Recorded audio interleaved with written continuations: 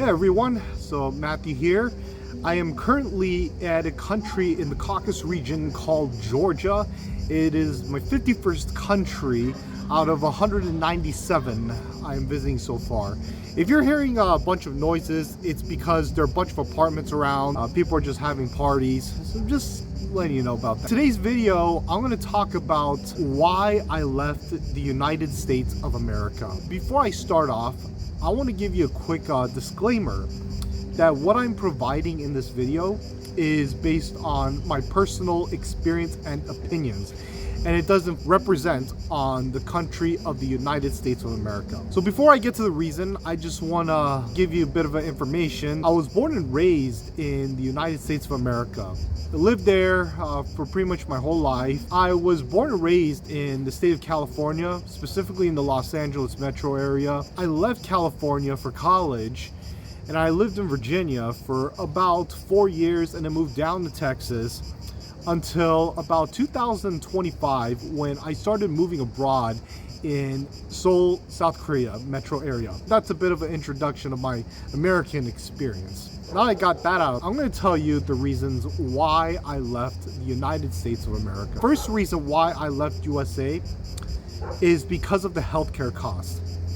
So in USA, it is notorious on the healthcare cost. For example, so in comparison with other countries, USA is notorious when it comes to the high healthcare cost with worst healthcare service with marginal at best. And this is creating a financial strain for most Americans when it comes to the financial aspects of it. I'm going to give you an example of it. Before I left the military, I had a shoulder problem, which is the labral tear. And if you don't know what a labral tear is, it's basically a torn muscle inside my shoulder. And for about a couple of years, I had to go get treatments, mostly the pain management treatments, because surgery is usually the last resort. And it actually costs a lot of money for the military. And so I would have to go through physical therapy, take medications, go through some pain management treatments, such as taking diclofenac, which is the anti-arthritis cream that I have to apply on. And that lasted for about a couple of years. However, I went to Korea back in 2024. I went to go see an orthopedic, which is someone who specializes in body movements.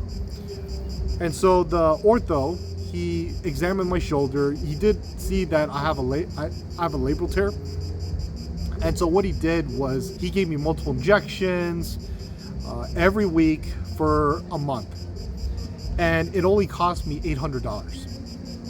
Versus if I were to get it done in USA, I would get injections almost every 6 months because of the backlogs and too many people getting treatments. And who knows how long the treatment will last. And I have to pay thousands of dollars, or maybe 3 to 5 times more than what I would have to pay in Korea. So what does that tell you? Well, it tells you that the healthcare system in USA is it's completely broken. And even if you have a health insurance, you still have to pay a significant amount of medical treatments. Versus if I were to get it done in Korea, I would save 50% or more than what I would pay in USA. So that's the first reason why I left USA. The second reason I left USA is the entitlement culture. And what I mean by entitlement culture is, I'm not saying the entire Americans are entitled. I'm not saying that. But at least majority of the people I have encountered back in USA are people who who expect everything to be handed to them without even working for it. And they take things for granted. If you don't know what taking things for granted means, it means that assuming everything is given to you without understanding the why. And the problem with being in an entitlement or taking things for granted stage is that you become less grateful, even for small things. And you start to complain about everything, even for small things. And it's just unhealthy. However, since I've been traveling the world, I began to be more grateful about the countries I've been visiting. Whether I like the countries or not, I began to experience the gratefulness or appreciate things. And I began to be more, just less entitled.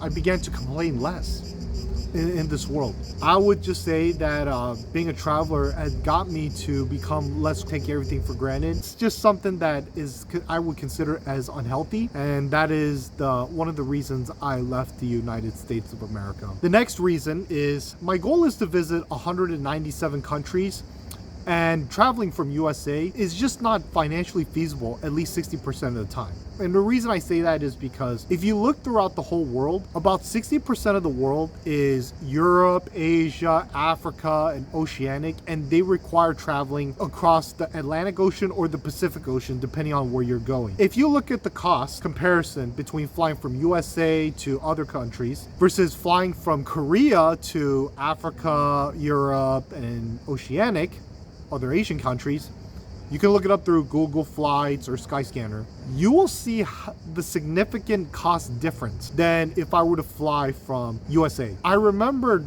since living in Korea, I saved thousands of dollars just for the airfare when it comes to flying to Europe and Southeast Asia. And it's that much of a difference because of how much I saved in my travels. Now, if I'm going from USA to Central America, Caribbean, or South America, that's a complete different story. But I'm talking about when it comes to traveling to Europe, Asia, and Africa. Since I've been living in Korea, I saved hundreds of dollars on the airfares.